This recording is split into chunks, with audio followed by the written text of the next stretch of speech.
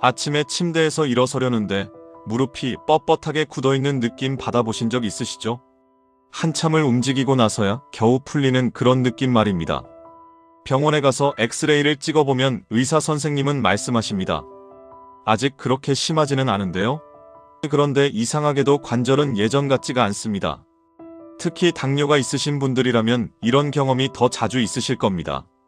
쉬어도 회복이 느리고 무릎만 아픈 게 아니라 손가락, 어깨까지 여기저기 동시에 불편해지는 느낌이 단순히 나이가 들어서일까요? 이 느낌의 차이는 연골이 아니라 혈관에서 시작됩니다.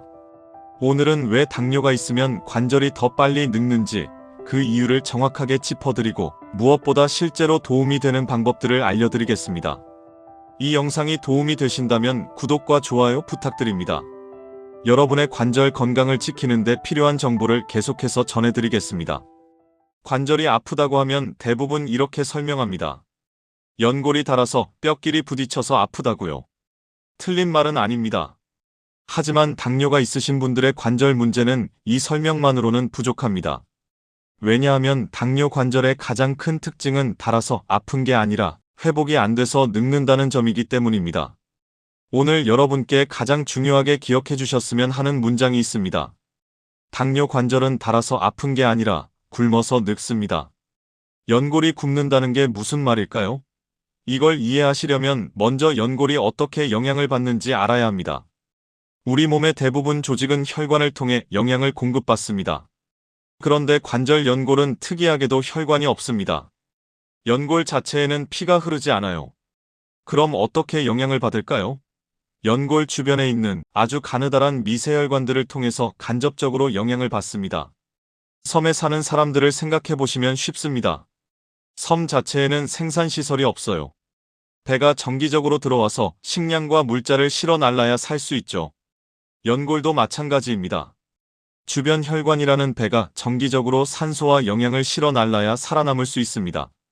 그런데 당뇨가 있으면 이 배가 제대로 들어오지 못합니다. 왜 그럴까요?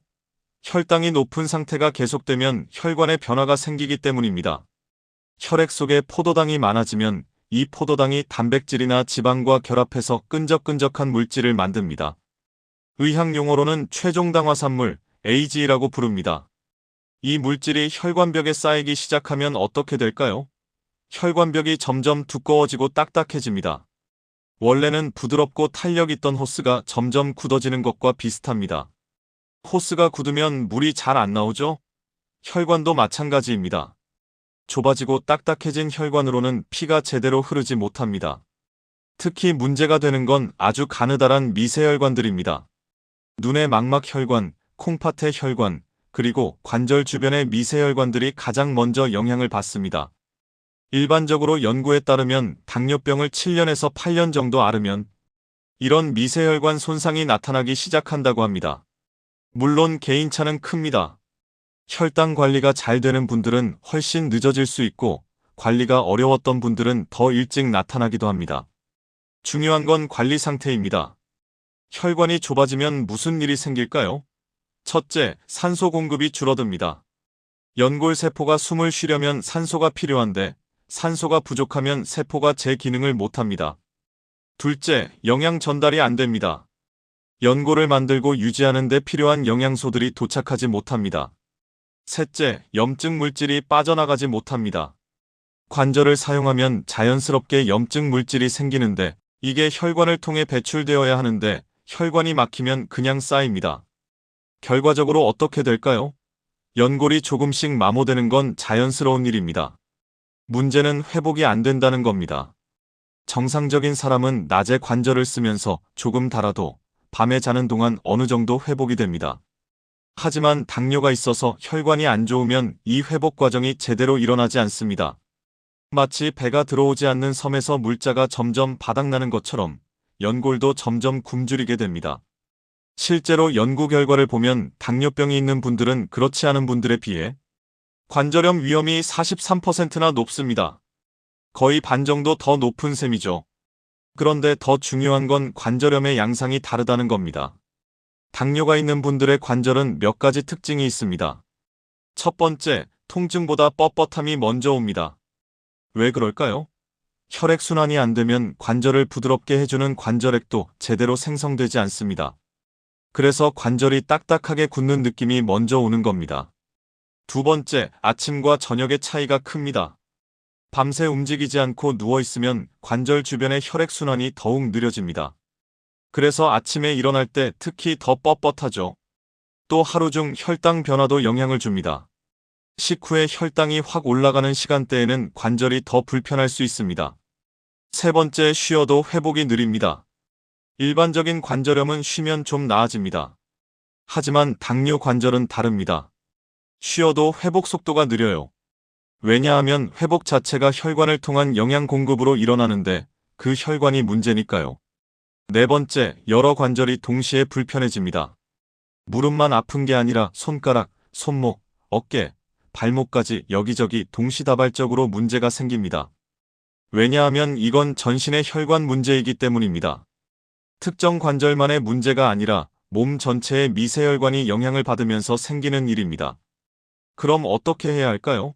많은 분들이 관절이 아프면 무릎 운동을 열심히 하거나 관절 영양제를 드십니다. 물론 나쁜 건 아닙니다.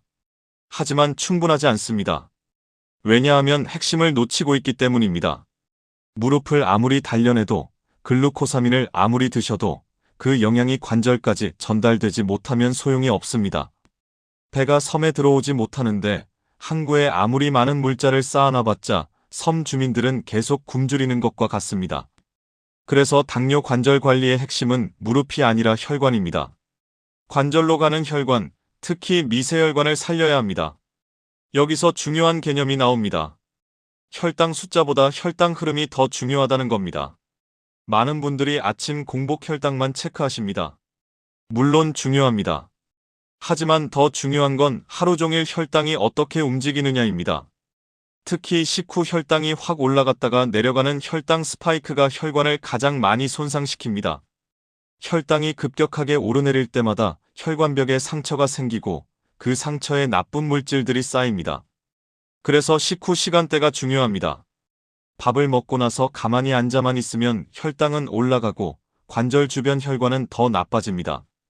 반대로 식후에 조금만 움직여줘도 혈당도 조절되고 혈관 건강도 좋아집니다. 이제 구체적인 방법을 알려드리겠습니다. 어렵지 않습니다. 거창한 운동이나 특별한 치료가 아닙니다. 일상에서 쉽게 할 수 있는 것들입니다. 첫 번째, 손가락 마디 끝을 당기는 마사지입니다. 왜 손가락일까요? 손가락은 심장에서 가장 멀리 떨어진 곳 중 하나입니다. 당뇨가 있으면 이런 말초 부위의 혈관이 특히 취약합니다. 실제로 당뇨 환자분들 중에 손목굴증 혹은 손가락 저림 같은 증상을 겪는 분들이 많으신데 이게 다 말초 혈관 문제 때문입니다. 어떻게 하면 될까요? 검지부터 시작해서 각 손가락을 잡고 천천히 당겨줍니다. 그냥 쭉 당기는 게 아니라 나사를 돌리듯이 살살 돌려주면서 당깁니다. 이렇게 하면 손가락 관절뿐만 아니라 손 전체의 혈류가 개선됩니다. 한 손가락당 5초에서 10초 정도면 충분합니다. 양손 다 하면 1분도 안 걸립니다.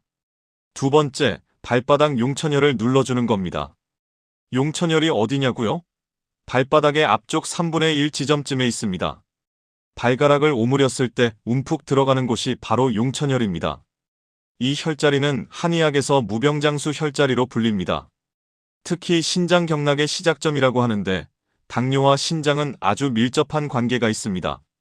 서양 의학적으로 보면 이 부위에는 말초신경과 모세혈관이 밀집해 있어서 자극 시 혈류 반응이 빠르게 나타나는 곳이기도 합니다. 발바닥에 압력을 가하면 전신의 혈액순환이 촉진되는 원리입니다. 여러 연구들에서 공통적으로 이 부위 자극이 뇌신경세포를 활성화시키고 혈압을 조절하고 피로 회복에 도움이 된다는 결과들이 나왔습니다. 가장 중요한 건 혈액순환을 왕성하게 만든다는 겁니다. 전신의 순환이 촉진되면 당연히 관절 주변 혈관도 좋아집니다. 어떻게 누르면 될까요? 엄지손가락으로 꾹 눌렀다가 떼면 됩니다. 3초에서 5초 정도 누르고 떼기를 반복하거나 원을 그리면서 지압해주면 됩니다. 가능하면 자기 전에 따뜻한 물에 발을 10분 정도 담갔다가 하시면 효과가 더 좋습니다. 세 번째, 손을 털면서 제자리 뛰기입니다. 이게 왜 관절에 도움이 될까요? 제자리 뛰기는 심장박동수를 올립니다. 심장이 빠르게 뛰면 혈액을 더 많이 펌프질하게 되고 온몸 구석구석으로 혈액이 더 활발하게 흐릅니다. 특히 하체 근육이 중요합니다. 하체 근육을 제2의 심장이라고 부릅니다. 다리 근육이 수축하고 이완하면서 정맥의 피를 위로 올려보내주거든요. 제자리 뛰기를 하면 이 펌프 작용이 활발해집니다. 실제 연구 결과가 있습니다. 하루 종일 앉아있던 사람들을 대상으로 실험을 했는데 1시간마다 4분씩만 제자리 걸음을 한 그룹은 혈관 기능이 눈에 띄게 좋아졌습니다. 반면 그냥 앉아만 있던 그룹은 변화가 없었습니다. 이건 숫자보다 느낌으로 이해하시면 됩니다. 잠깐만 움직여도 혈관은 바로 반응한다는 겁니다. 어떻게 하면 될까요?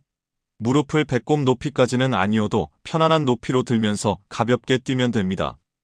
동시에 손을 털어줍니다. 손을 털면 상체의 혈액순환도 함께 좋아집니다. 30초에서 1분 정도만 해도 충분합니다. 여기서 아주 중요한 안전주의사항을 말씀드립니다. 무릎이나 허리가 안 좋으신 분들은 실제로 뛰지 않아도 됩니다. 발 뒤꿈치를 살짝 들어 올렸다 내리는 정도만으로도 같은 펌프 효과를 얻을 수 있습니다. 어지럽거나 심장이 불편하면 이 동작은 하지 마시고 대신 앉아서 발목만 움직이셔도 충분합니다. 무리하지 마세요. 숨이 차거나 힘들면 바로 멈추고 쉬셔야 합니다. 강하게 한 번보다는 가볍게 자주가 훨씬 좋습니다. 하루에 1시간 운동하는 것보다 매 시간 5분씩 움직이는 게 혈관 건강에는 더 효과적입니다. 왜 이 간단한 동작들이 관절에 도움이 될까요?